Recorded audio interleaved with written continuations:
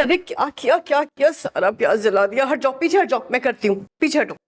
सब आप ही की गलती है, कुछ नहीं सिखाया, सब खुद ही करती रहती है। भाई तुम्हें सिखाने की क्या जरूरत है, मैं हूं ना, मैं कर लूंगी सब। आप तो हैं ही, लेकिन अब आपका दिल नहीं करता कि आप बस आराम करें। देखो, जब तुम्हारी शादी हो जाएगी ना, आराम भी कर लूंगी। शादी करके मैं चली जाऊंगी, और जब वहां जाके मुझे खाना पकाना पड़े तो मैं आपको बुलाऊंगी। हम सोच रहे हैं कि तुम्हें यहीं इसी घर में रख लें। ऐसा क्या सोच रही हैं? भाई तुम्हारी शादी अहमद से हो जाएगी, फिर तुम्हें कहीं जाने की जरूरत ही नहीं है, फिर तुम यहीं रहोगी। मगर फुप्पो, बस देखो प्लीज, भाईजान ने मुझे कई बार कहा है कि मैं तुम दोनों से बात करूं, अब वो भी यही चाहते हैं। आप मेरी बात सुने। बस मुझे कुछ नहीं सुनना है। मैं जानती हूँ बहुत अच्छी तरह से तुम बच्चों को, तुमने क्या कहना है कि पढ़ाई है, जॉब है, सेटल होना है। अरे बेटा, ये सारी चीजें साथ साथ चलती रहेंगी, घर की तो बात है ना। बस एक दफा अहमद से वो पगला कुछ कह के तो देखे। हाँ, टाल मटोल अगर उसने की ना तो कान खींचूंगी मैं उसके।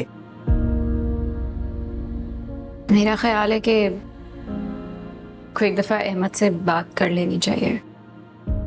मैं उससे भी बात कर लूंगी, लेकिन पहले तुम मुझे बताओ कि तुम्हें तो कोई एतराज नहीं है ना?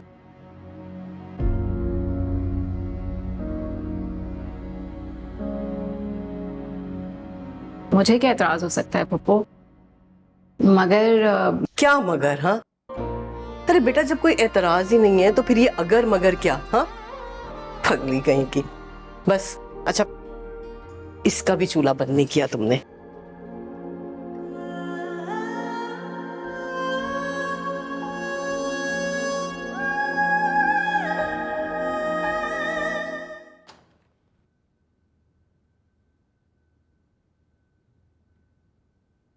अस्सलाम वालेकुम।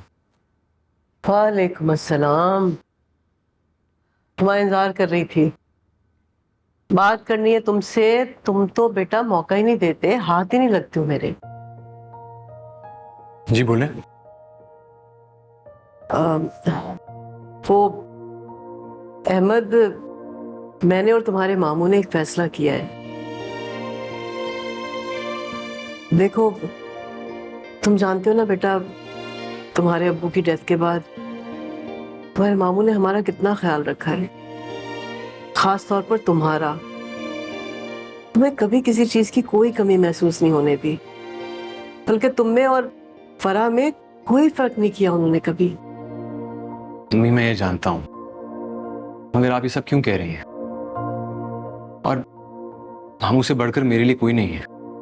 हाँ, और मैंने भी बेटा भाभी की डेथ के बाद ना फराह को अपनी औलाद की तरह से पाला है, कभी उसे माँ की कमी महसूस नहीं होने दी। और मैंने उसमें और तुम में कभी कोई फर्क नहीं रखा। तो जैसे मामू तुम्हें चाहते हैं ना, इसी तरह से मैं फराह को चाहती हूँ। तो हम दोनों ने ये फैसला किया है कि हम तुम दोनों की शादी करा दें।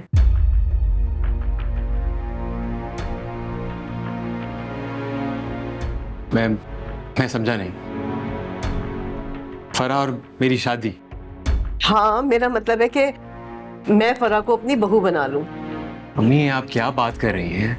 आप सोच भी कैसे सकती हैं ऐसा? क्या मतलब है? अरे इसमें बुराई क्या है?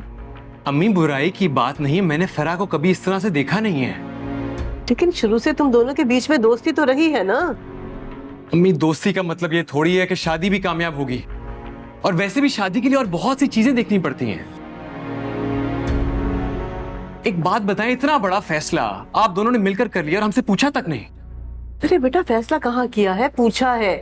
अब फराह से बात की थी मैंने, उसे कोई एतराज नहीं है।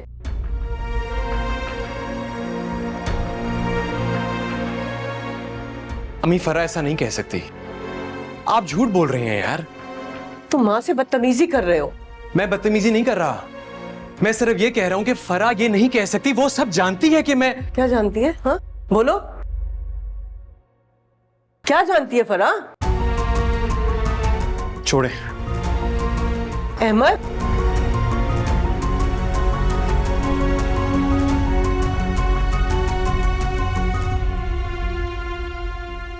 तुम ऐसा कैसे कर सकती हो? क्या हुआ? ओके क्या है? तुम सब जानती हो यार कि मैं जरनाब को चाहता हूं, फिर भी तुम खामोश रही।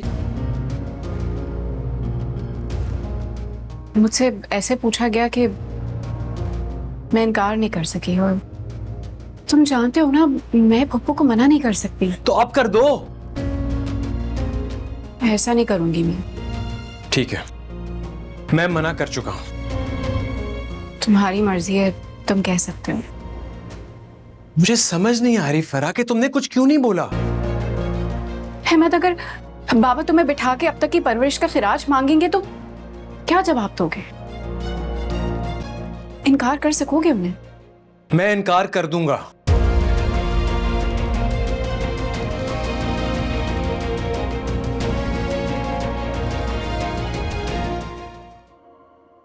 ठीक है, तो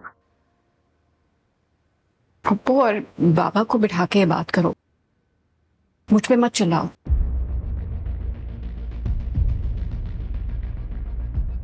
देखो फराह, हम अच्छे दोस्त हैं, बचपन साथ गुजरा, एक दूसरे से हर बात शेयर करते हैं, लेकिन शादी कुछ और है यार। Try to understand. जो तुम कह रहे हो वो मैं जानती हूँ। के बात उन लोगों को समझाओ जो अपने रिश्ते की मजबूती हमारे रिश्ते में देख रहे हैं। तुमसे बात करना बेकार है।